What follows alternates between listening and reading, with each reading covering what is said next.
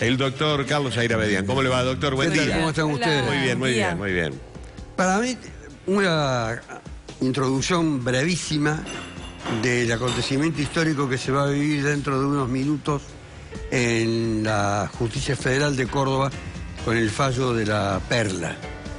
Y un recuerdo personal, un testimonio personal y una especie de reivindicación o de reparación del horror vivido personalmente.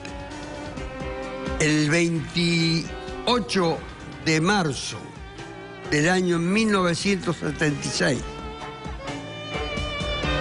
12 o 13 horas después de haber sido privado de la libertad, mientras me desempeñaba como juez de instrucción, a 3 días del golpe militar del 24 de marzo del año 76, el golpe más feroz y criminal de la historia argentina, digo, en las primeras horas de la madrugada del 28 de marzo, ingresaba, como luego lo hicieron cientos y miles de ciudadanos de Córdoba y de otros lugares, al campo de concentración de la Perla.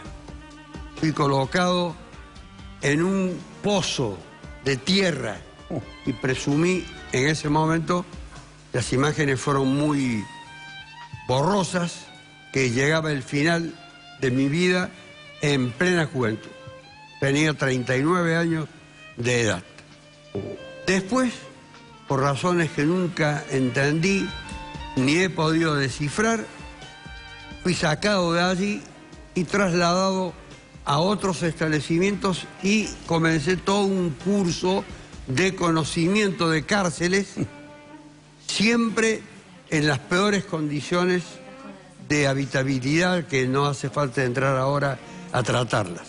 El 10 que ingresé en la Perla era vendado y atado con alambres. En el mismo estado me sacaron y me llevaron a la Escuela de Aviación Militar, donde a la madrugada de ese mismo día hicieron un simulacro de fusilamiento.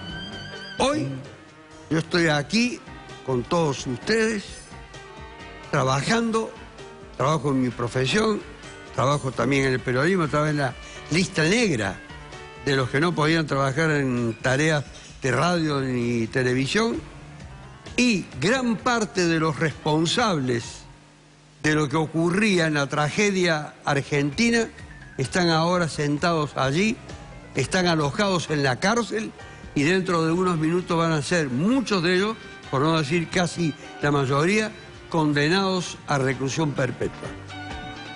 Este era un testimonio que, coincidentemente con mi presencia, que es de todos los días jueves, se da de una manera extraña, que habla de los pasos que la historia escribe para cada uno de nosotros, eso que algunos llaman destino, etc. Soy un testimonio viviente de lo que pudo haber sido una cosa fugaz del paso por ese lugar y la muerte subsiguiente, sea mediante tortura o sea mediante una lisa y llana ejecución. Terminó. Va a terminar una parte. Se cierran 40 años de historia. Eso fue en el año 76. Es para no olvidarlo, para tener memoria y con la memoria buscar la justicia.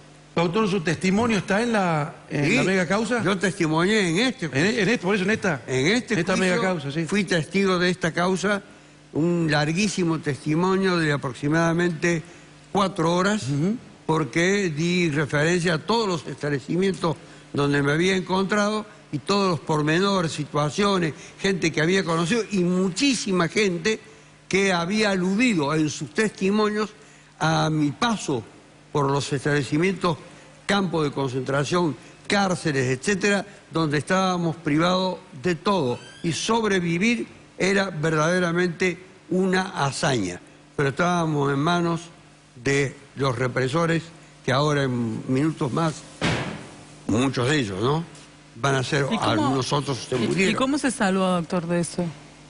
Cuando me pusieron en libertad, varios años después.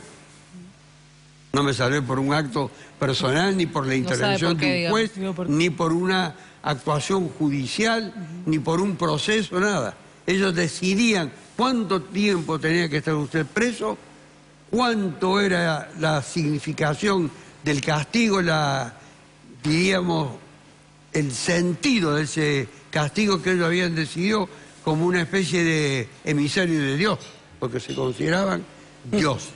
Es más, invocaban la calidad de dioses, amén de otras calidades que se autoatribuían.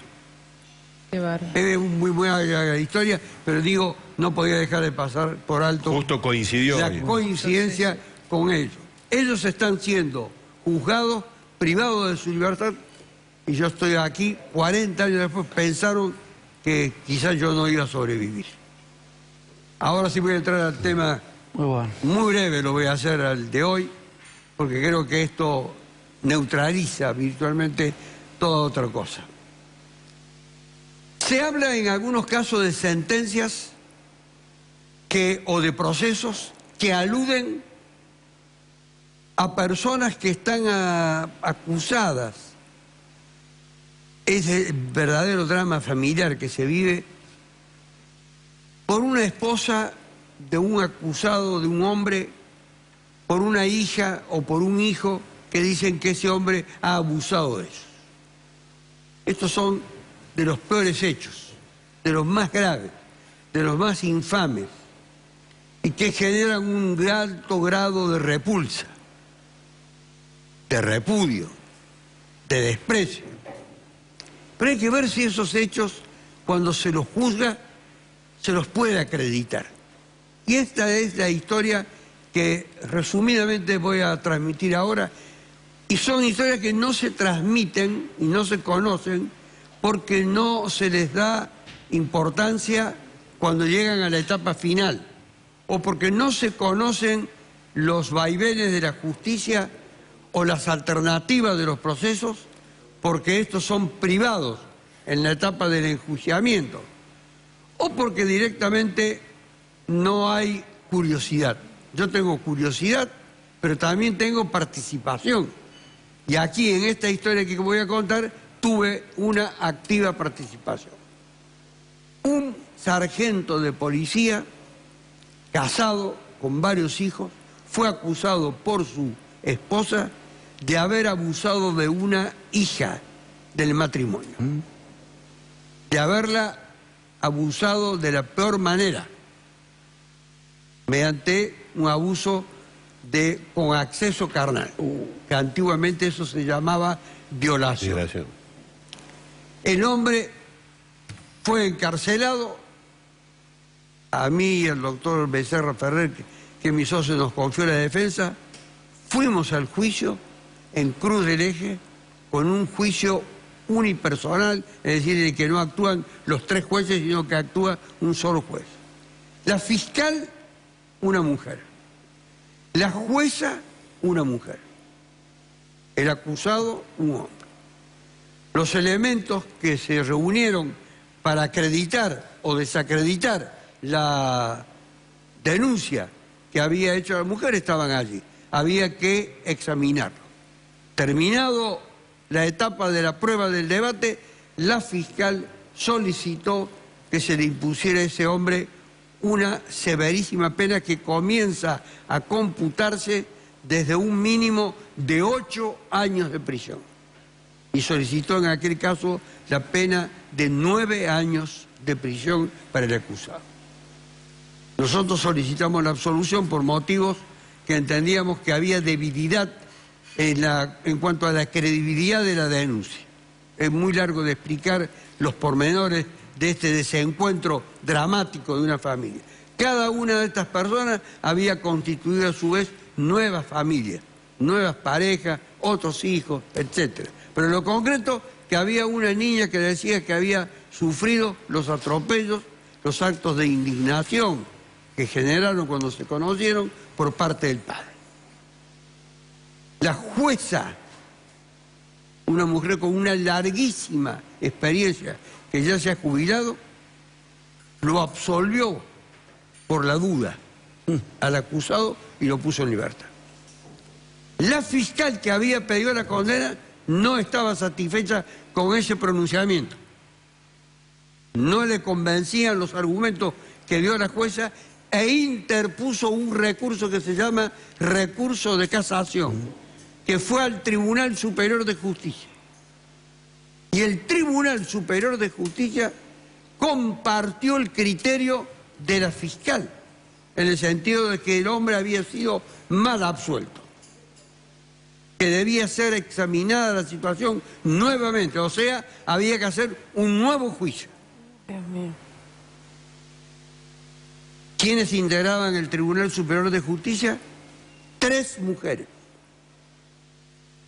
3, una cosa muy curiosa en la historia argentina, que el Tribunal Superior de Justicia en algún momento de su historia está integrado en la sala penal por 3 magistradas.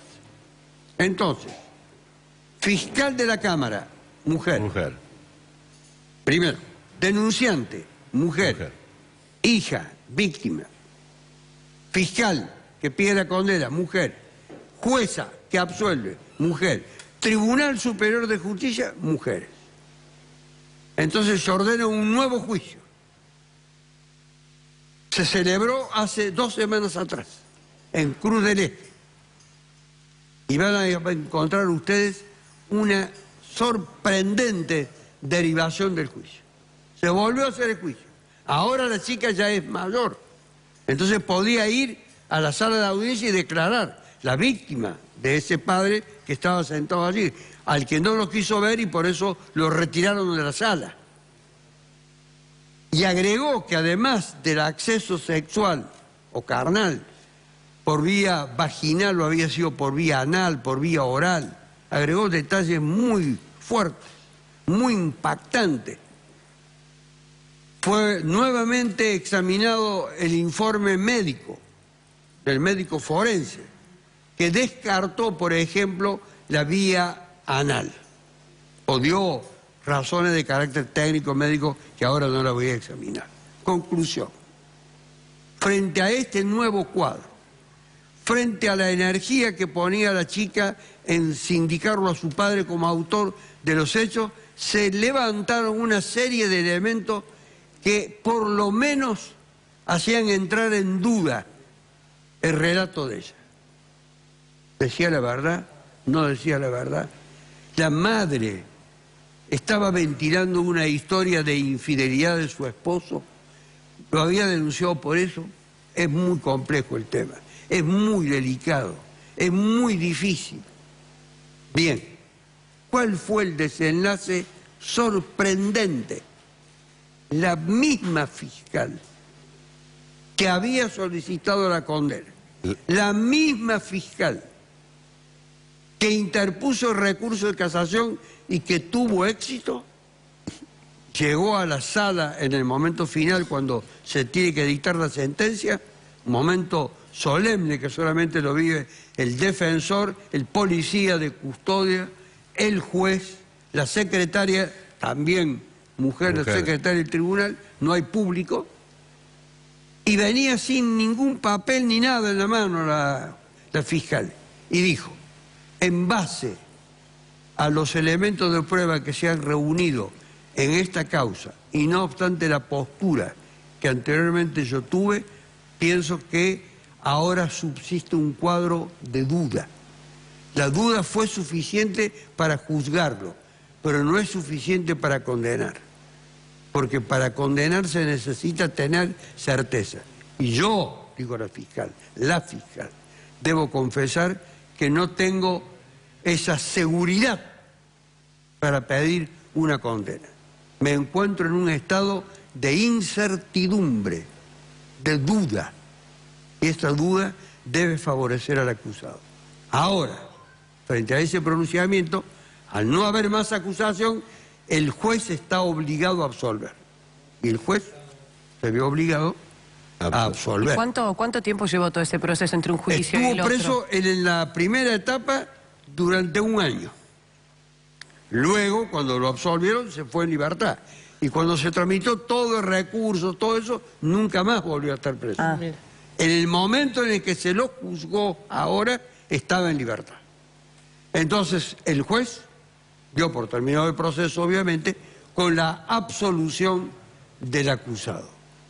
La fiscal que pidió la absolución, que fue la misma que pidió la condena, que fue la misma que obtuvo el éxito en el recurso de casación, es conocida por su apego absoluto al trabajo, por su seguridad, por su firmeza, por su energía, por su conocimiento, por la seriedad de sus planteos y porque es muy respetada. Así que no podía atribuírsele a ella ningún propósito de beneficiar al acusado no manteniendo al acusado. 2 veces absuelto. 2 veces absuelto.